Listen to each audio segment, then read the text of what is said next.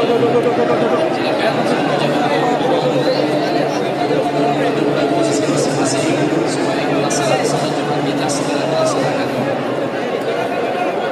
Sekali lagi kami mohon kepada seluruh jemaah